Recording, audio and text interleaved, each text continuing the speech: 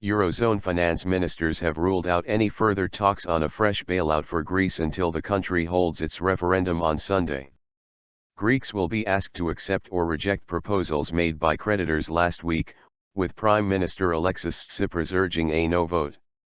Finance Minister Yanis Varoufakis accused the creditors of blackmail. But he pledged a deal would be reached soon after the vote and that current limits on bank withdrawals would ease. Earlier on Wednesday, Mr Tsipras put new proposals to Eurozone partners, accepting most of what was on the table before talks with creditors collapsed last week, but with conditions. His latest offer is tied explicitly to agreement on a request for a third bailout from the Eurozone's bailout fund lasting 2 years and amounting to Euro 29.1 bn. However, later Mr Tsipras made a defiant speech on national TV confirming Sunday's vote would go ahead and urging a no vote to strengthen Greece's hand in negotiations. Mr Varoufakis said later in a TV interview, "This is a very dark moment for Europe. They have closed our banks for the sole purpose of blackmailing what? Getting a yes vote on a non-sustainable solution that would be bad for Europe." But he added, "On Monday, the creditors, the lenders will have taken the message by the Greek people. So as soon as they get this message, be sure that in a very short time there will be a response."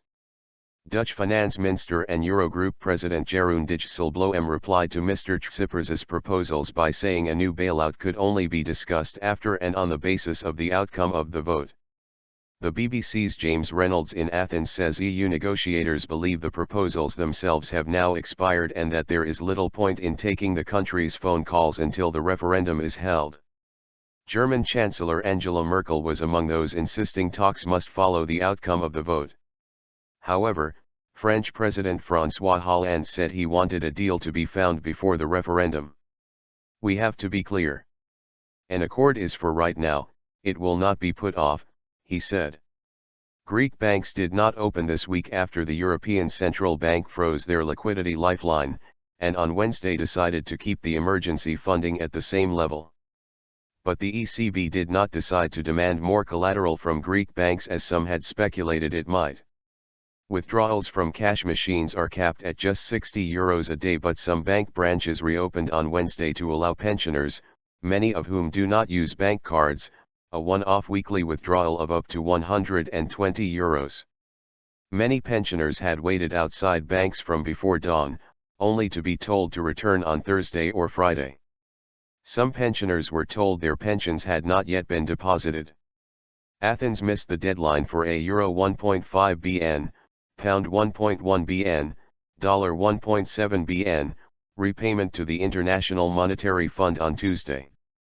With the previous Eurozone bailout expired, Greece no longer has access to billions of euros in funds. IMF chief Christine Lagarde said the organization would still try to help and that she hoped the referendum would bring more clarity. The European Commission, one of the troika of creditors along with the IMF and the ECB, wants Athens to raise taxes and cut welfare spending to meet its debt obligations.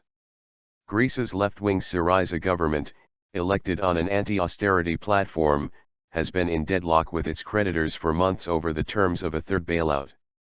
Last weekend, the Greek government took the unilateral decision to hold a vote. EU leaders have warned that a no vote would see Greece leave the Eurozone, though Mr Tsipras says he does not want this to happen.